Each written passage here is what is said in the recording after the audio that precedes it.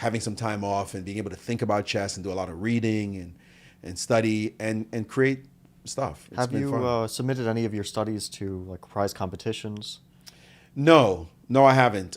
Basically, my studies are now living in my courses, or my one course so far, The Secrets of Chess Geometry. And I try to torture you Yeah, with studies. I enjoy it when you send me some of your studies, and sometimes they evolve over the course of like when we discuss it, and then they Right. change and get some new details, which is Yes. It's nice. It's nice to like have a small impact on how a study might turn out. Yeah, usually it pisses me off if you solve something too fast, or you get the idea quickly, even though you're a badass player. But like, no, I gotta get this guy to pause.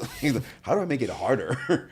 And I mean, of course, I work with an engine to refine the puzzle because I have a core idea that I start with, and then it'll be some craziness, and then I start like putting. It's like, is this a perfect puzzle? I want the perfect puzzle, but I also need to make it where Fabi or MVL or anybody I send this puzzle to is gonna be like, wait a minute, is this right? So I feel great when you're like, no, is this the right move?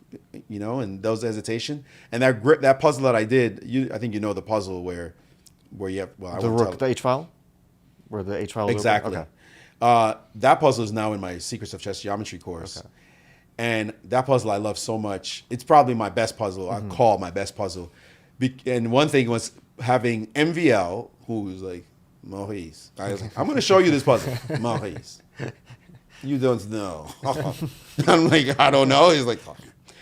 And then he's sitting there like, what? And he took 3 tries. He kept coming back to the puzzle because we were on the rooftop in Madrid for Immortal Game, who we were both signed with. And he's looking at it for 10 minutes. He can't figure it out. They call him away. He comes back 10 minutes more. He still can't figure it out. And I'm like, yeah, you're going to have to think about this one. And then finally he figures out the key idea and tells me the key move. But it took him some time. So that's the kind of stuff.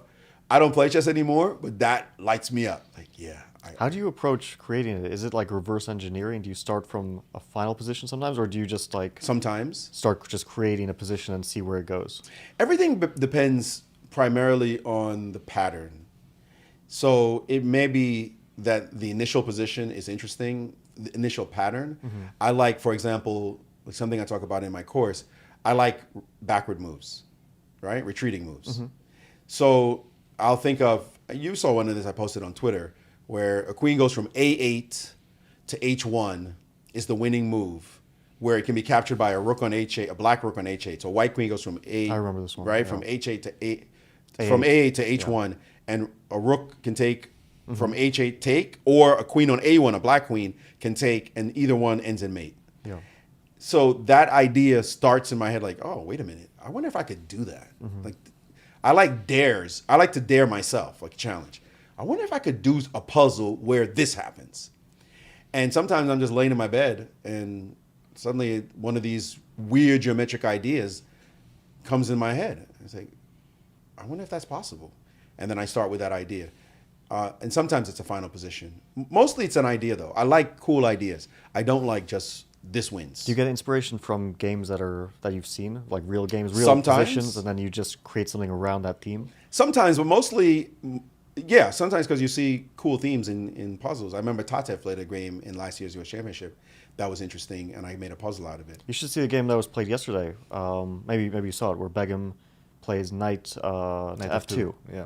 No, I didn't see it. It's a beautiful theme. It's like the knight can be captured. It's on a square which looks safe, and then it moves to a square where it can be captured by anything, but there's 2 pins. So if it's captured by one thing, another piece, and it kind of like trades knights, so she ends up in exchange. Oh, I got to look at that one. It's Sounds a beautiful like a puzzle little in the tactic. making. Yeah.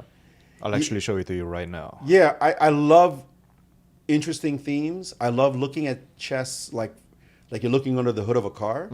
So I'll give you one. This is one. It's random, but it's kind of cool. So what is the only discovered check? Tell me the pieces. The only double check where one of the pieces moves backwards. Where it's a double check, but the piece moves backwards. Yeah, It has to be the knight. has to be the knight. And what is the other piece? A bishop. Bishop or Or a queen. Yeah. Exactly. Yeah. It's the only way you can have a double check with a piece moving backwards. right? Yeah. So it's something like those kind of weird, like, really? Okay. And then I'll try to make something of it. This was the moment. Knight F2. Wow, that's a cute move. That's nice. That is very nice. Yeah. It is nice. Yeah, so things like that occur to me. Also, the latest thing that occurred to me, you know how you can, so again with double check, which is not something I was thinking about necessarily, but I see the connection now. You know how you can have a double check where like a rook's on e1, bishop's on e2, and the king's on e8, right? And you play bishop b5, and there are a lot of double check mates that end up with this position. But have you ever thought of a double check on the queen? Like a double attack on the queen? Same deal. Like the same position, and you play bishop b5, and the queen is hit on e8, and the rook, let's say the rook is defended and the bishop is defended. So in this position, if there's a pawn on f7, so you play, right, so the queen's on e8, you play bishop b5. If the pawn's on f7, the queen can't leave the back rank. So if a king's on the back rank with it, then rook e8 wins the queen. Yeah. Right? Yeah. So something came to me with this idea. I was like, I've never even thought of this. Like you double attack the queen like this, like a double check, and the queen's kind of mated because wherever it goes, the rook's going to land on the square. So then I started creating something around that, right? And that's the kind of stuff that comes to me. It's like, that's kind of interesting. And then I look up games in the database to see if this kind of positions ever happened. And then you find games where it has happened. But it's like 3 games in history of millions of games. But it's still cool. So that kind of nuggets that I look for that entertain my brain.